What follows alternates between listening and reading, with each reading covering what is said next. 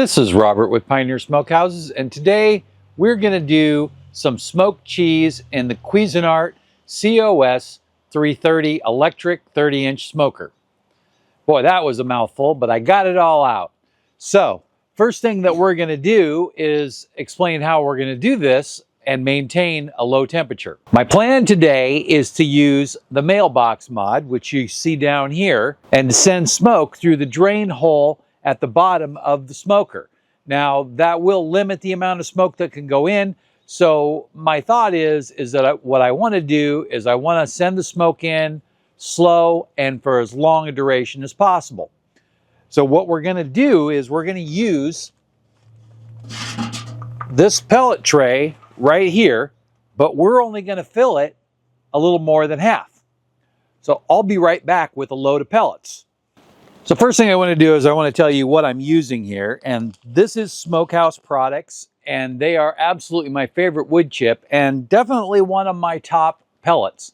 I really like their mesquite. They do have a signature blend, which I also like, and I can't really put my finger on what it is, but it's a blend, but it's really has flavor and it's not overwhelming. So it's kind of a blend of the best worlds of everything. With the mesquite, you get a really strong flavor. So if you're going to do a really slow burn, or if you want to just hit it with a little bit of this at the beginning, it's an excellent choice. Again, Smokehouse products, pellets, one of my favorites.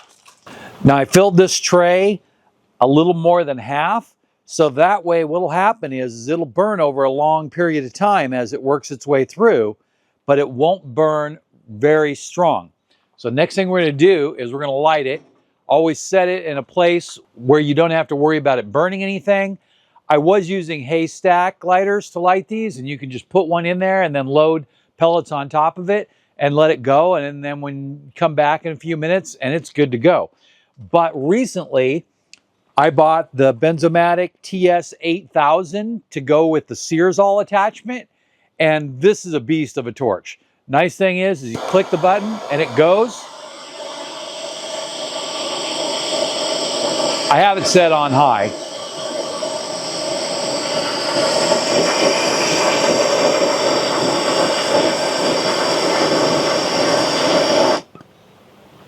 You want to make sure you don't overdo it because you don't want to overheat the metal there, but you do want to make sure that you get enough to get those pellets lit good and going. Probably needs just a touch more. You can see it's burning, but not quite well enough. And you stay back just a little bit, you get a chance to get those pellets lit up really good.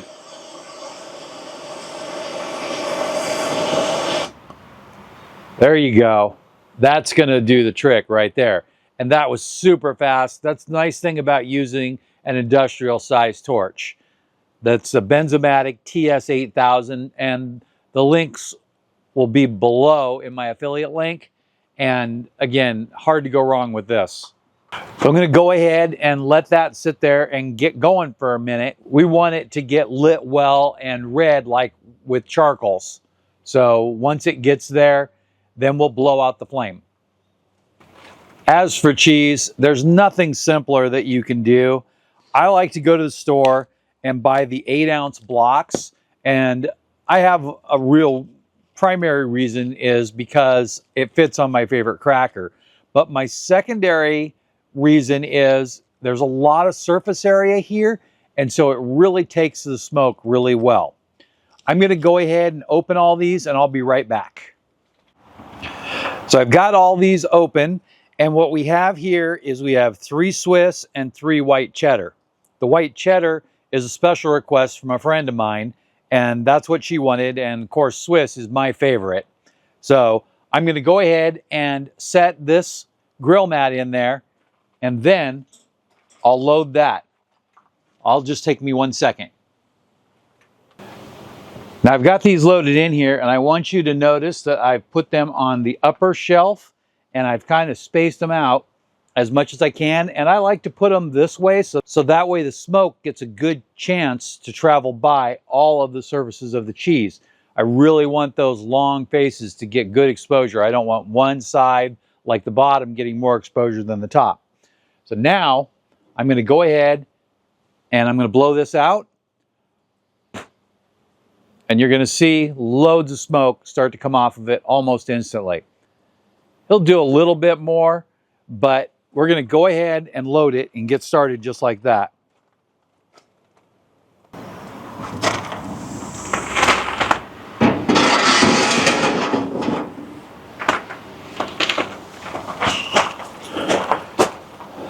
So for right now, I'm going to leave the mailbox open and see what kind of airflow we get through there. It should be pretty good. One reason to leave the mailbox open is to decrease the amount of heat that thing generates. I don't think it's going to be a problem. We're at 70 degrees right now, and the temperature should only go down through the night. And then there shouldn't be a lot of heat generated off the mailbox mod. I have a thermometer probe sitting all the way in the back down here to my digital probe thermometer, and then it's on one of these holders that hold it up off the grill grate. So now I'm just going to go ahead and close it, and one thing I'm going to do is I'm going to use this probe to pin this open just a little bit. I loosened the latch just a little bit. I wouldn't normally do that for meat and cooking like that, but I did that for this. Now, I'm going to go ahead and watch this for a minute, and I really wanted you to see it. Let's take a close-up look and see if there's any coming through that hole yet.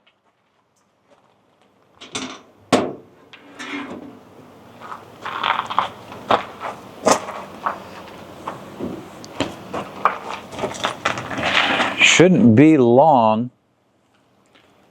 Go ahead and close the mailbox mod door.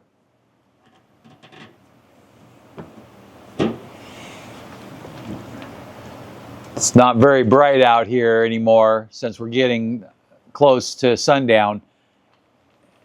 Oh, and there's the smoke. You can see it pouring out of there now. That is exactly what we want to see. Look at it come through there.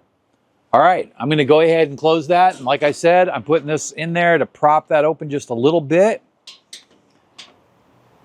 And then we'll get just a little bit of a crack across the top. The vent is back here, but it is very small.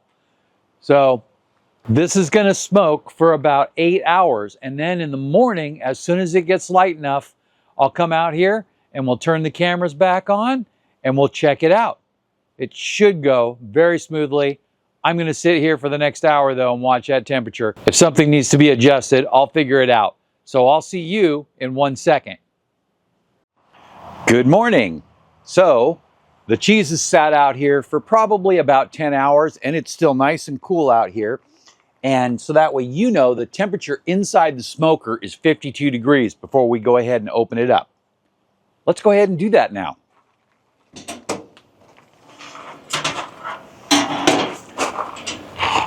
Let's see if you can see this with the close-up cam, but we have a nice little tint of brown on that, almost kind of yellowish, and you can smell the smoke to kind of like a bitter smoke flavor. And this is a good time to point out not to sample the cheese. Now, I do sometimes just because I want to know where the level is and I have an idea of how it'll turn out based on what it tastes like now. But really, you don't want to eat this for at least a week. I'm going to go ahead and grab the table and I'll be right back. So I've got the table and my cutting board, and I'm going to go ahead and just slide this out of here. And then we'll just set it right here. Remember, we don't cut on the grill mats. I just did the cutting board for easy removal. I'm going to take this and move it up here. I really want you to be able to get a good look at that. And I'm going to go ahead and move that so it's centered on the close-up cam there a little bit. And I'm going to put on a glove. And that's only because I don't want to transfer all the smoke that's on the surface on my hand because I have to go to work. Now, here I have a piece from my last batch, and this is probably one that I handled the best. I vacuum sealed it with some parchment paper on one side. And when you do that, it stores really well. You want to make sure it's really dry before you do so, or it will mold. I'm going to go ahead and slice a piece of this cheese off. Now, this is over a month old, which is perfect for aging. And this is just cheddar. So here we have white cheddar, and then we have the Swiss, making it easier to tell apart. Cut one of these in half, and you can see that after resting for a month, there's no color contrast at all. It just all kind of mellows out and evens out throughout the cheese. Now this batch was a light smoke batch because my wife prefers her stuff smoked lightly, and I wanted to make some cheese with her in mind. I like to put this on a club cracker, and as I mentioned earlier in the video, this fits perfectly on a club. And then for smaller crackers, you can cut it in half and it still works out just fine. Now, next thing I'm going to do is I'm going to take this cheese and I'm just going to stack it up in here. This is all the Swiss. And this is all the white cheddar. If you have more than will fit in one bag, I recommend that you separate it by flavor.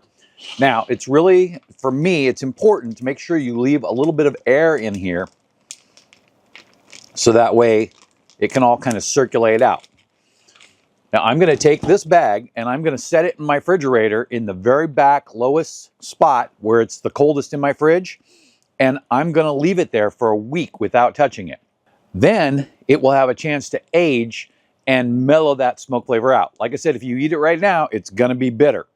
But we'll do that, and I kind of showed you how it's going to end up, and this is a lighter smoke batch. This is kind of medium, it looks like to me, by just visual and smell. But that simple. So now we've done our first cook in the Cuisinart COS-330, and we didn't even use any heat. So it ran overnight all by itself, no problem.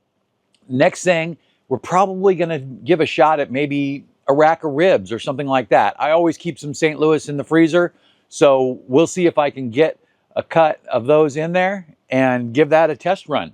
So if you saw anything you like in the video, there'll be links to the article below. There's always a link to a smoking cheese video and these cheese ones, and there'll be a link to the review as soon as I'm done with all the test cooks on this. Below that will be my affiliate links. So if you saw anything that you like in the video, help the channel out and go ahead and use one of those links. It won't cost you anything extra, and it'll just take you straight to the product so you can see what we're talking about and at least check the price even if you don't buy anything. So thanks a lot and have a great day.